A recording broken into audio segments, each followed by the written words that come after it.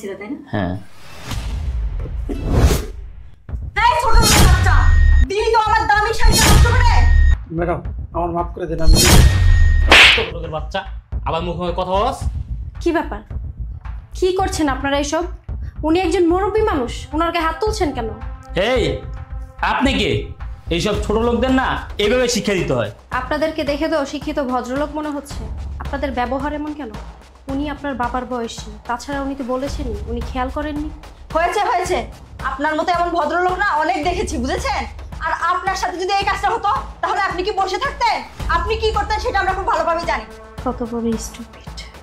থাক ম্যাডাম, আমার বিষয়টা হলে আপনারা ঝড়ঝাটি করেন না। আসলে দোষটা আমারই, অন্যায় আমি করছি, আমার ভুলে গেছে, মাফ করে দেন। এই বেটে তোমার চোখের সামনে যা। আমি বুঝি না এইসব লোক কেন এইসব রেস্টুরেন্টে রাখে। আঙ্কেল, আপনি এদের কথা কিছু মনে করবেন না, আপনি আমার সাথে আসুন।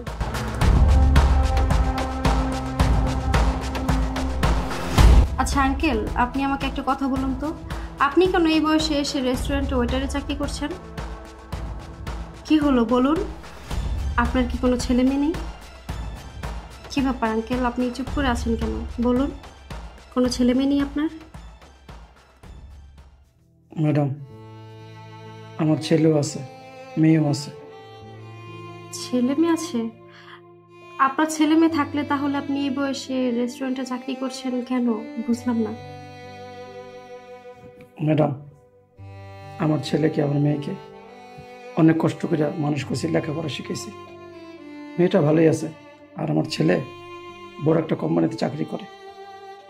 আপনার ছেলে বড় কোম্পানিতে চাকরি করে? জি। আপনার ছেলে বড় কোম্পানিতে চাকরি করার পরও আপনাকে রেস্টুরেন্টে ওয়েটারে চাকরি করতে হচ্ছে? আমি ঠিক বিষয়টা বুঝলাম না, কেন? ম্যাডাম সবই আমার কপাল। আমার ছেলে বড় কোম্পানিতে বড় চাকরি করে, কিন্তু আমার খোঁজ খবর নেয় না, আমার কোনো টাকা পয়সা দেয় না। তাই নিজের সংসারটা চালানোর জন্য এই বয়সে চাকরিটা করতেছে। আচ্ছা আঙ্কেল, আপনার ছেলে কোন কোম্পানিতে চাকরি করে? ম্যাডাম আমি শুনছি খান গ্রুপে বড় পোস্টে চাকরি করে। কি? আপনার ছেলে খান গ্রুপে চাকরি করে? আপনার ছেলে কোন পোস্টে চাকরি করে আর তার নাম কি? ম্যাডাম ওই কোন পোস্টে চাকরি করে এটা আমি কইতে পারবো না, কারণ মূর্খ মানুষ তো, কিন্তু আমি শুনছি বড় অফিসার। আর আমার ছেলের নাম শ্রাবণ। কি? আপনার ছেলের নাম শ্রাবণ? আঙ্কেল আপনি আমার সাথে আসুন। আপনার সাথে কোথায় যাব? আর আমার তো কাজ আছে। আঙ্কেল আজ থেকে আপনাকে আর এই রেস্টুরেন্ট ওয়েটারে চাকরি করতে হবে না, আমি আপনাকে ভালো একটা চাকরি দিব, আপনি আমার সাথে চলুন। কি বলেন, আপনি আসুন। চাকরি দিবেন? আসুন।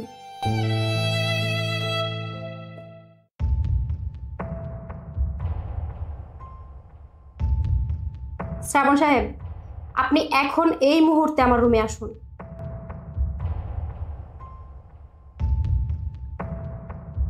May I come in ma'am?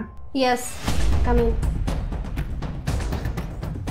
Madam হঠাৎ জরুরি তলব, আমি একটা ইমার্জেন্সি কাজ ছেড়ে তারপরে আসলাম।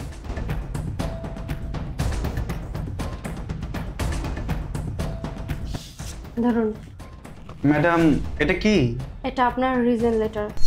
কি রিজন লেটার মানে? কি বলছেন কি ম্যাডাম?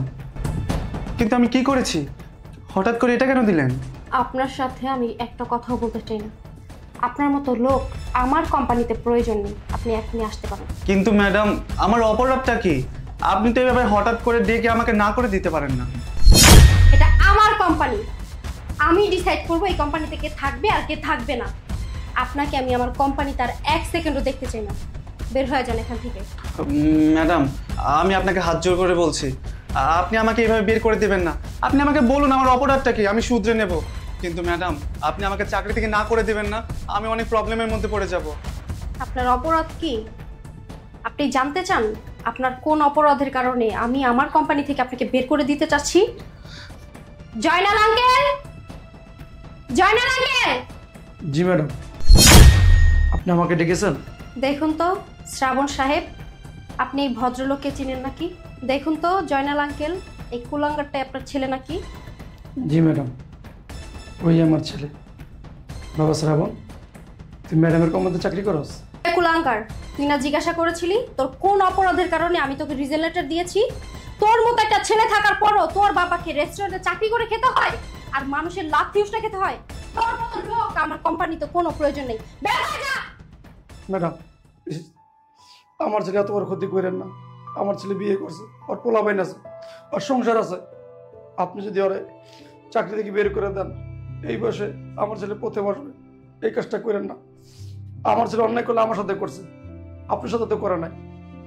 ম্যাডাম একটু দয়া করেন, আমার সন্তানকে কোম্পানি থেকে বের করে দিয়েন না, বের করে দিয়েন না। আপনি কার জন্য অনুরোধ করছেন? এই অমানুষটার জন্য, যাকে আপনি এত কষ্ট করে মানুষ করলেন, লেখাপড়া শিখাইলেন, আর আজ সে চাকরি পেয়ে তার নিজের বউয়ের সকালাত পূরণ করে, বাচ্চা কাচ্চার সকালাত পূরণ করে।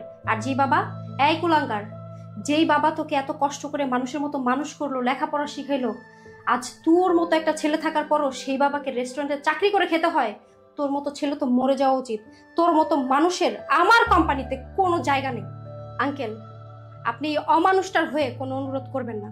আমি আপনার অনুরোধ রাখতে পারবো না। এই খুশি হচ্ছে না তুমি? তুমি তো এটাই চেয়েছিলে। তুমি তো আমার চাকরি খাওয়ার জন্য এখানে আসছো। ভালো হচ্ছে না খুব? বাবারে এভাবে কথা বলিস না। আমি আসলে জানতাম না তুই এই কোম্পানিতে চাকরি করস। আমি তোর বাপ, আমি তোর ক্ষতি চাই না। ম্যাডাম ম্যাডাম আমার ছেলেকে মাফ করে দেন ম্যাডাম। ম্যাডাম ম্যাডাম প্লিজ, আমার সন্তান এত বড় ক্ষতি করেন না ম্যাডাম। ওর চাকরি থেকে বের করে দেন না। আমি আপনার পায়ে ধরি ম্যাডাম। আপনি কি করছেন আঙ্কেল? আপনি আমার বাবার বয়সী, আপনি আমার পায়ে হাত দিচ্ছেন কেন? আর তাছাড়া আপনি কার জন্য এসব করছেন? যে ছেলে আপনার খোঁজ খবর রাখে না, আপনার দেখভাল করে না, আপনাকে খাবার দেয় না, কাপড় দেয় না, তার জন্য? ম্যাডাম ওই আমার সন্তান, আমার রক্ত। ও আমার না খাও না দেখুক, কিন্তু আমি তো আর পাও ছেলের কষ্ট আমি সহ্য করতে পারবো না। দুঃখ আমি চোখ দিয়ে দেখতে পারবো না ম্যাডাম। মাফ করে দেন ম্যাডাম আমার সন্তানকে। ওর চাকরি থেকে বের করে দিয়েন না ম্যাডাম, বের করে দিয়েন না। আমার ছেলে সুখে থাকুক, ভালো থাকুক, আমি এইটাই চাই, আমি এইটাই চাই। দেখেন শ্রাবণ সাহেব, আপনি কোন বাবাকে এতদিন অবহেলা করেছেন, খাবার দেননি, কষ্ট দিয়েছেন। আপনার সেই বাবাই আজ শুধুমাত্র আপনার জন্য আমার কাছে আপনার হয়ে অনুরোধ করছে, আমার পায়ে পর্যন্ত ধরেছে। শুধুমাত্র আপনার বাবার চোখের পানির বিনিময় আমি এবারের মতো আপনাকে আরেকটা সুযোগ দিলাম। কিন্তু নেক্সট টাইম যদি আমি শুনি আপনি আপনার বাবাকে অবহেলা করেছেন, কষ্ট দিয়েছেন, তাহলে কিন্তু আপনার ওই দিনই আমার কোম্পানিতে শেষ দিন হবে। না না ম্যাডাম, আমি ভুল আর কখনো করবো না। আমি আমার বাবাকে কখনো অবহেলা করবো না। বাবা, বাবা তুমি আমাকে ক্ষমা করে দাও। বাবা, বাবা তুমি আমাকে ক্ষমা করে দিও। আমি তোমার সাথে অনেক অন্যায় করেছি, অনেক অবিচার করেছি, তোমাকে অনেক কষ্ট দিয়েছি। আমার মতো সন্তান থাকতে তোমাকে রেস্টুরেন্টে চাকরি করে খেতে হয়েছে। আসলে বাবা, আমি আমার বউ, আমার শাশুড়ির কথা শুনে তোমাকে মাকে ত্যাগ করেছি, তোমাদের সাথে সম্পর্ক নষ্ট করে দিয়েছিলাম। তোমাদের কোনো খোঁজ খবর নেইনি, তোমাদের খাবার দেয়নি, পোশাক দেয়নি, অনেক কষ্ট দিয়েছি। তবে বাবা, আজকে আমি তোমাকে কথা দিচ্ছি, আজকের পর থেকে তোমাদের আর কোনো অবহেলা করব না, আর কোনো কষ্ট দেব না, সবসময় তোমাকে আমার সাথে রাখবো। আর ম্যাডাম, ম্যাডাম আমি আপনার কাছে ক্ষমা চাইছি। আমি আজকের পর থেকে আমার বাবাকে কোনো কষ্ট দেব না, কোনো অবহেলা করব না, বাবাকে সবসময় আমার সাথে রাখবো। শ্রাবণ সাহেব, সন্তানের কাছে বাবা মা হচ্ছে নিয়ামত। আপনি এখন সেটা বুঝবেন না, যখন ওনারা না থাকবে তখন ঠিকই বুঝতে পারবেন। আচ্ছা শুনুন, আজকে আপনাকে আর কাজ করতে হবে না, আপনি আপনার বাবাকে নিয়ে বাসায় যান। আর শুনুন শ্রাবণ সাহেব, শ্বশুর শাশুড়ি ঠিক ততক্ষণই ভালোবাসবে যতক্ষণ আপনার টাকা আছে। যখন টাকা থাকবে না তখন শ্বশুর শাশুড়ির ভালোবাসা পাবেন না। জি ম্যাডাম, আমি বুঝতে পেরেছি। বাবা মাই একমাত্র সন্তানের জন্য নিয়ামত। বাবা বাসায় চলো। আসি ম্যাডাম। আসসালামু আলাইকুম।